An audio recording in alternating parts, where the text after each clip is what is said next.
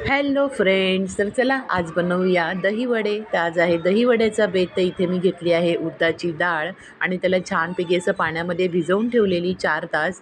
आता मी हिला आहे ना अशी वाटून घेणार आहे आणि हे बघा ह्याचं किती स्मूथ असं मी बॅटर तयार केलेलं आहे। त्यानंतर मी इथे चिंच, गूळ आणि खजूर अशी ह्याची मी चटणी करणार आहे।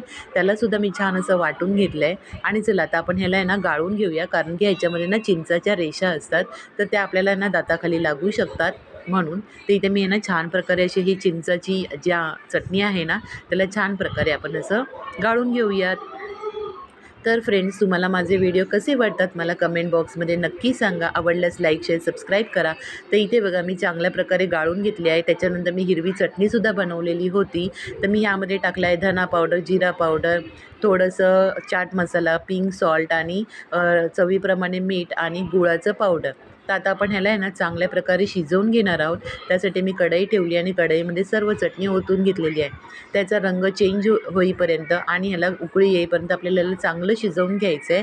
तर बघा इथे मी शिजवली आहे। त्याच्यानंतर मी ना एका वाटीमध्ये घेतली आहे साखर आणि दही आणि ह्यालासुद्धा छान असं फेटून घेणार आहे आणि टाकून घेतली आहे साखर अजून थोडीशी। तर आहे ना दही वड्याला अशीच दही लागते पातळ।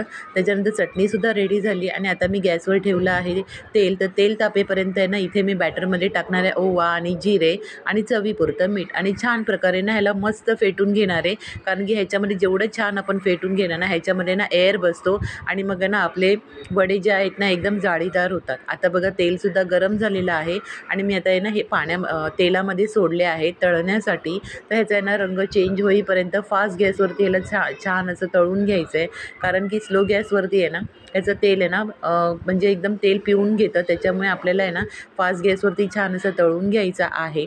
तर बघा किती छान असा कलर आला आहे ना आणि सोनेरी रंगावरती तळलेले आहेत। आता मी हे काढून घेते। त्यानंतर मी इथे पाणी घेतलं आणि हे पाण्यामध्ये मी असे छान भिजवून घेणार आहे। तर तुम्हाला आहे ना जास्त भिजवायचे नसेल ना तर तुम्ही लगेचच पाण्यातून थोडे काढू शकता आणि खाऊ शकता। तर मला आहे ना क्रिस्पी हवे होते म्हणून थोडेसे मी पाण्यात भिजवले आणि लगेच काढले।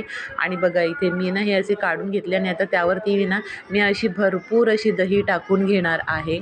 पूर्ण वडे ना डीप करणार आहे दहीमध्ये। त्यानंतर त्यावर सोडणार आहे हिरवी चटणी आणि त्याच्यानंतर चिंच गुळाची चटणी, लाल मसाला आणि थोडीशी शेव। तर तुम्हाला कशी वाटली? आणि हे जास्त भिजवलेले वडे आहेत, तर ते सुद्धा मी पाण्यातून आता काढलेत आणि त्याच्यावर सुद्धा मी भरपूर अशी दही घालून घेणार आहे, चांगले असे छान डीप होईपर्यंत।